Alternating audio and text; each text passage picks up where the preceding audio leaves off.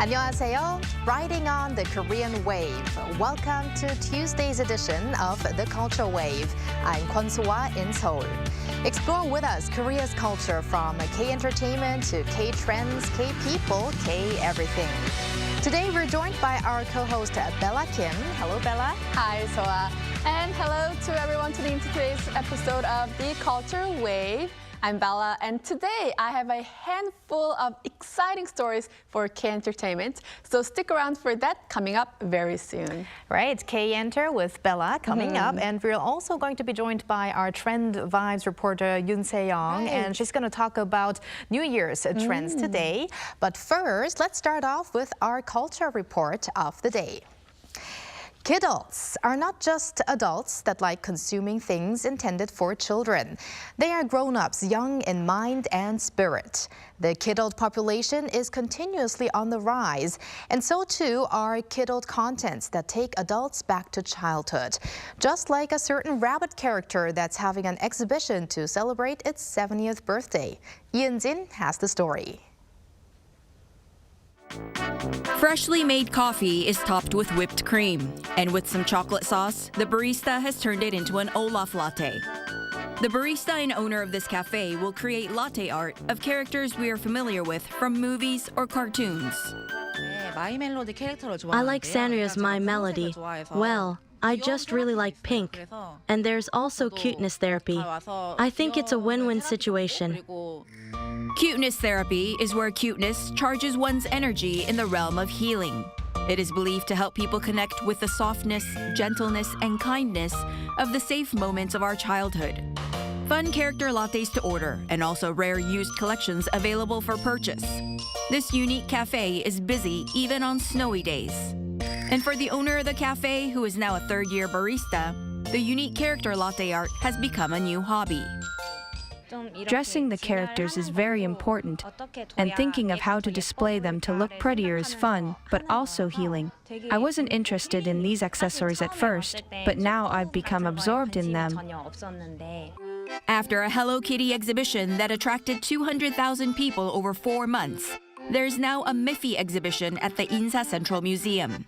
Celebrating 70 years as a much-loved character, the interactive exhibition not only has displays of Miffy artwork and books, but also playful experiences for both young children and adults. I think that all adults have a child somewhere deep in their hearts. When planning this exhibition, I thought about how to take the now adults in their 20s and 30s back to their childhood. Most of the exhibition ticket sales have in fact been purchased by people in their 20s and 30s, with 8 out of 10 bought by women. They come to meet the rabbit character from their childhood picture books, and for a moment, forget about being an adult. The kidult market was only worth around 500 billion won, or just over $340 million in 2014, but had tripled by 2020. What used to be a more secret fanatic tendency has now become a kidult culture trend. With what seems to be a growing preference for small, cute, pure, less perfect or less complete things, cuteness therapy also seems to be spreading as more people online share and recall memories with cute characters from their childhood. 이은진, Arirang News. Miffy already 70 years old, but looking still so cute, I think. It's been already 70 years. Right? So, well, I think that was cuteness overload. Definitely. So, Bella, I don't think you're a kidult, are you? How'd you know? I'm not a kidult, but I do like, pink stuff. I do like those cute characters. Like pink, definitely, yes. yeah. Well, I think I'd consider myself a kidult because I haven't said goodbye to most of my stuffed animals at home, and I get really excited when I pass by a toy store. But after watching this report, I actually find myself comfortable in saying this because it looks like I'm not the only one. I know, the figures definitely show you're not the only one. The trend definitely risen season after the pandemic when the kids and adults both spend a lot of the times at home. Oh, well, that makes sense. But I think it's actually really good for the toy market and kids items market to have that variety of customers to target. Right. Especially because actually the birth rate is very low here in Korea in the past years. So it's great to have the toy market grow thanks to the adults. That's a very valid point. And I think I know what I'll get you for your birthday coming in a couple of months. Oh, thank you in something advance. Very cute. Thank you in advance. It better be something cute and maybe fluffy. Yes, definitely. Okay, thank you, Bella. Stick around. And first, we are going to go over to our air anchor, Ari, who has some other interesting culture issues in store. Join us on the Culture Wave AEI News as we dive into Korea's cultural highlights. Let's get started with today's top story. 7 Korean words have been added to the Oxford English Dictionary. The new entries reflect cultural elements of Korea, many of which are tied to the global popularity of K-culture. Notable additions include hyung, a term for older brother, and 달고나, or candy made with melted sugar featured in the hit series Squid Game. Korean traditional opera, 판소리, and singing room, 노래방 were also listed. Experts anticipate further inclusion of Korean terms in the Oxford Dictionary as interest in Korean culture grows. The famous Imsil and Cheese Festival in Jeollabuk-do Province has been named the Best Cultural Tourism Festival of 2024. It was recognized for its innovative content and outstanding management of diverse events, which the Ministry of Culture assessed as having significantly contributed to boosting tourism. The festival set a record last year, attracting more than 580,000 visitors and generating over 2.4 billion won, or roughly $1.7 million in direct sales. This year, the festival is scheduled to take place from October 8th to 12th across the Imsil Cheese Theme Park and the Cheese Village. Starting next month, fishing near the northern ends of the Tangsan Railway Bridge and the World Cup Bridge on the Hannang River will be prohibited. Violators will face fines of up to 3 million won, or around $2,000. Seoul City government plans to implement the new no-fishing zones early next month after completing regulatory reviews. Currently, 22 areas stretching 27 kilometers along the Han River are designated as no-fishing zones to protect the ecosystem and ensure public safety. The city will install signage and launch campaigns to inform citizens about the updated regulations. That's all for now. Keep it tuned to the Culture Wave.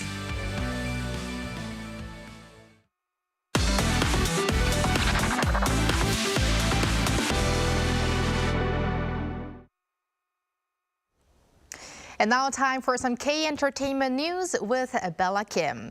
Bella, for our first story, we're going to talk about Knock Knock. Is there someone next door?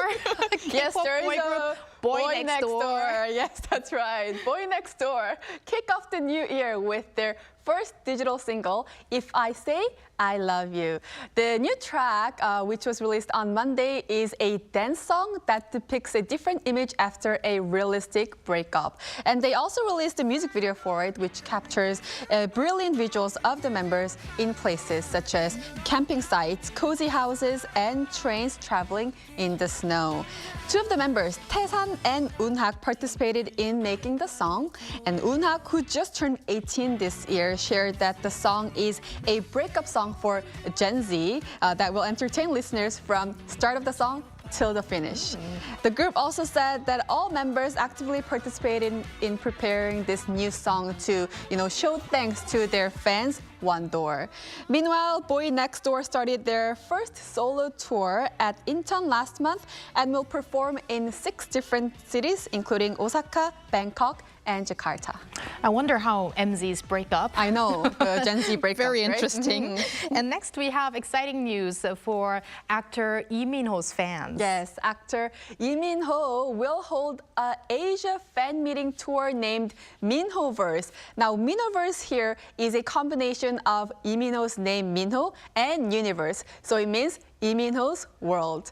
The tour will start in Seoul in March and will continue across 7 Asian cities. And the fan meeting is drawing a lot of attention here from fans around the world, as it is his first global event in about 8 years since 2017. And it will definitely be an unforgettable memory for his fans. And meanwhile, you can watch Lee Min-ho in TVN's new drama 별들에게 물어봐, or in English, When the Stars Gossip, which premiered on January 4th. Well, Lee Min-ho's popularity around the globe is really amazing. Right. According to a survey by the Culture Ministry, in fact, Lee Min-ho has been the most favorite Korean actor for 11 straight years. 11 so that's consecutive how, years? yes, Wow. that's how really popular he is in other countries around the world. Now we're going to end with a new film now, and also starring male actors, 2 male actors who reunite. That's right. The press conference for the new film, Broken, or in English, Nocturnal, was held this Monday. Actors Ha Jung-woo and Kim Nam-gil, along with Yoo Da-in, Jung Man-sik, and also director Kim Jin-hwang, attended the press conference. Now, this is the second time Ha Jung-woo and Kim Nam-gil meet at the same film after The Closet back in 2020. Nocturnal is a film about a man who tries to reveal the truth about a night when everything was intertwined, including the discovery of his brother's dead body, his wife's disappearance, and a best-selling novel predicting all of these incidents. Ha Jung-woo will play Min-tae, a man who is trying to find the truth about the night that his brother died, and Kim Nam-gil will play Ho-ryung, an author who wrote the best-selling novel that foresees the death of Min-tae's younger brother. And this new film will be released in theaters on February 5th. It definitely is one of the highly anticipated movies in the first half of the year. Well, thank you very much, Bella, for that. My pleasure.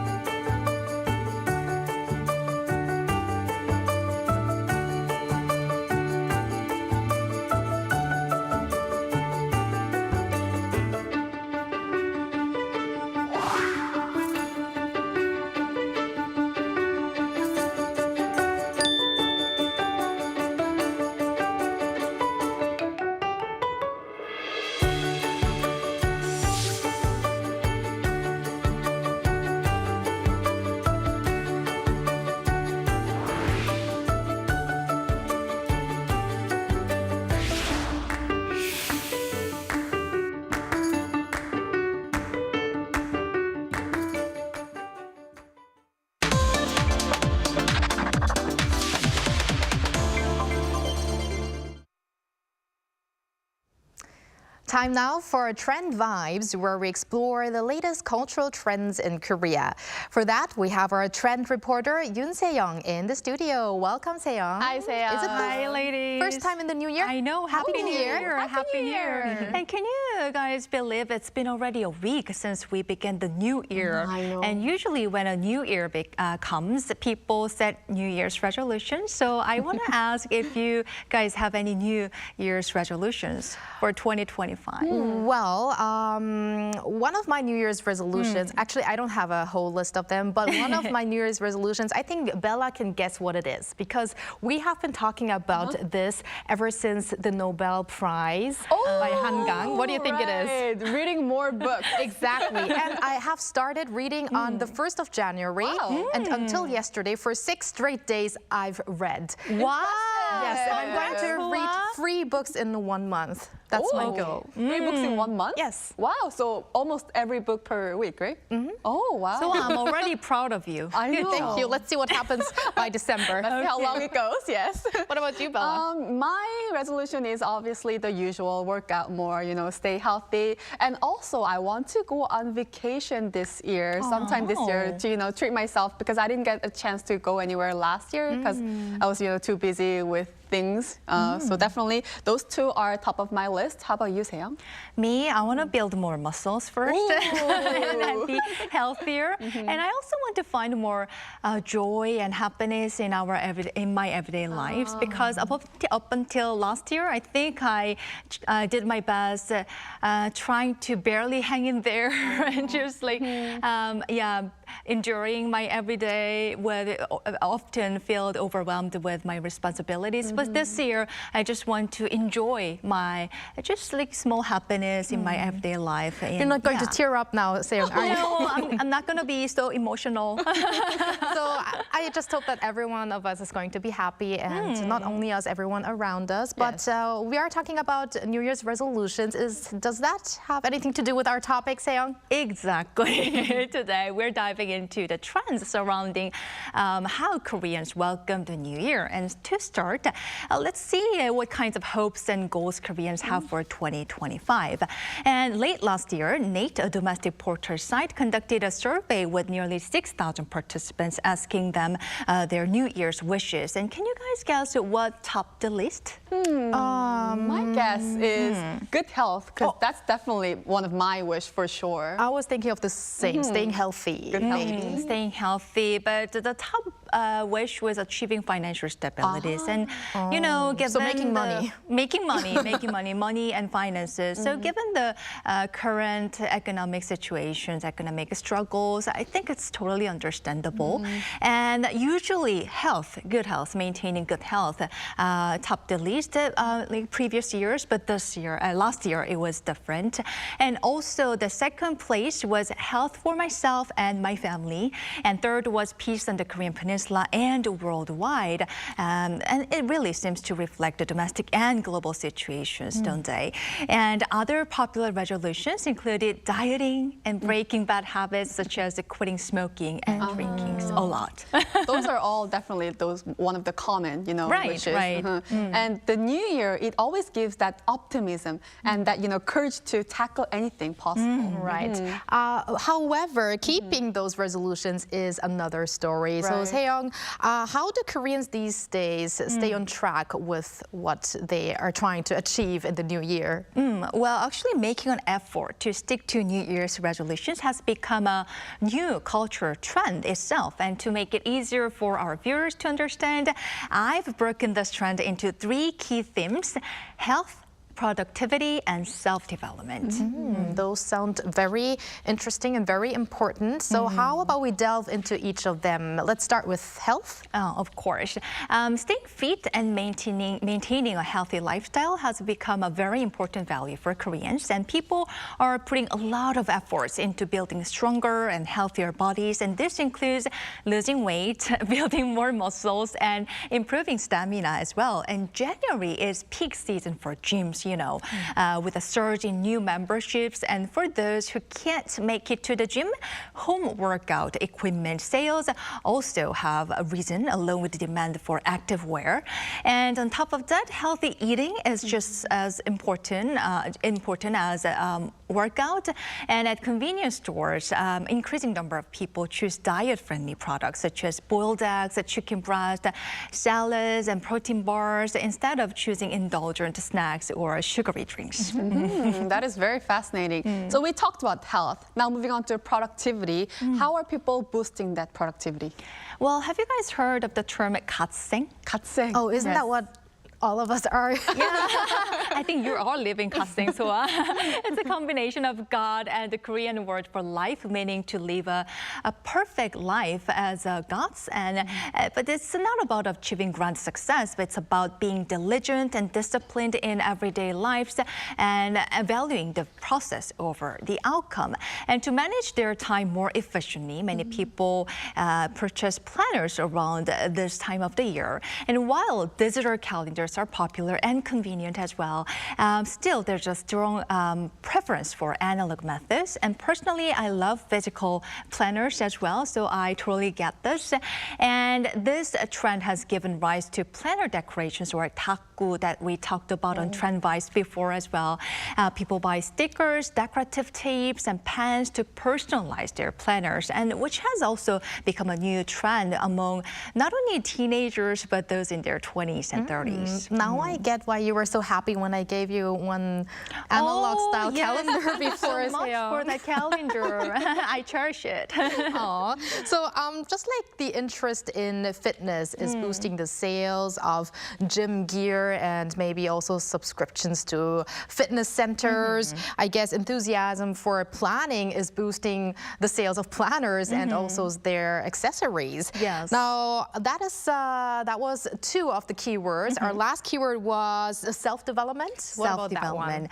Well, many Koreans use the new year as a chance to focus on self-improvement. Do you guys agree with that? I do. Yes.